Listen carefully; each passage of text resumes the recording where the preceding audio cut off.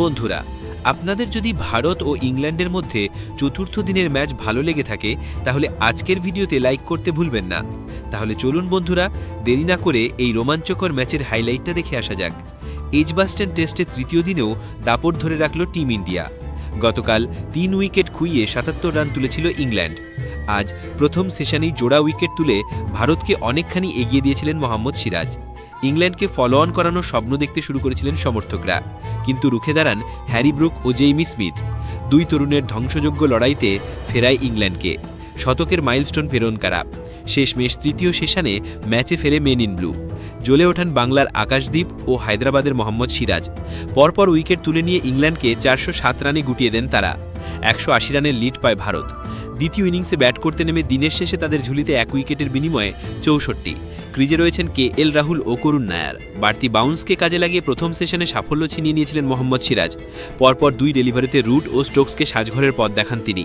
দুজনই ধরা পড়েন ঋষভ পন্থের নিরাপদ দস্তানায়। ৮৪ রানের মধ্যে ৫ উইকেট হারিয়ে বসা ইংল্যান্ড এরপর ঘুরে দাঁড়ায় এজবাস্টনের ২২ গজায়। প্রথম টেস্টে ৯৯ রানের চমৎকার ইনিংস খেলেছিলেন হ্যারি ব্রুক। আজও বেশ সাবলীল দেখালো তাকে। অপর প্রান্তে জ্বলে ওঠেন জেইমি স্মিথও। প্রসিদ্ধ কৃষ্ণাকে নিয়ে রীতিমতো ছেলেখেলা করেন ইংল্যান্ডের উইকেট রক্ষক ব্যাটার। ১ ওভারে ৪টি বাউন্ডারি ও ১টি ছক্কাসহ ছিনিয়ে নেন ২৩ রান। ঝড়ের গতিতে মধ্যাহ্নভোজের আগেই শতক ছুঁয়ে ফেলেন তিনি। দ্বিতীয় সেশনে ৩ অঙ্কের মাইলস্টোন স্পর্শ করেন ব্রুকও। চা পানের বিরতির আগে কোনো সাফল্যই পায়নি মেন ইন ব্লু। পরিস্থিতি বদলায় তৃতীয় সেশনে। ব্যক্তিগত ১৫৮ রানের মাথায় আকাশদ্বীপের ইনসুইংয়ে পরাস্ত হয়ে বোল্ড রান হ্যারি ব্রুক। ভাঙন ধরে ৩০২ রানের জুটিতে। এরপর বেশি দূর এগোতে পারেননি ক্রিস ওকস। আকাশদ্বীপের বলে প্রথম স্লিপে তিনি ধরা পড়েন করুণ নায়ারের হাতে। ৫ রান করে সাজঘরে ফেরেন ইংল্যান্ড অলরাউন্ডার। বাকি কাজটা দ্রুত সারেন মোহাম্মদ সিরাজ। তার দুরান্ত দুটি ডেলিভারিতে লেগ বিফোর হন ব্রাইডন কার্স ও জশ টাং। খাতা খোলার সুযোগ পাননি দুজনেই। এরপর শোয়েব বাশিরকে আউট করতেও বেশি বেগ পেতে হয়নি হায়দ্রাবাদের পেসারকে। ইংল্যান্ডের ১১ নম্বর ব্যাটারকে দাঁড় করিয়ে রেখে অফ স্টাম্পের বেল ছিটকে দেয় সিরাজের ইনসুইং। জেইমি স্মিথকে রোখার মন্ত্র অবশ্য খুঁজে পায়নি ভারত। ১৮৪ করে অপরাজিত থাকেন তিনি। ভারত থেমেছিল ৫৮৭ রানে।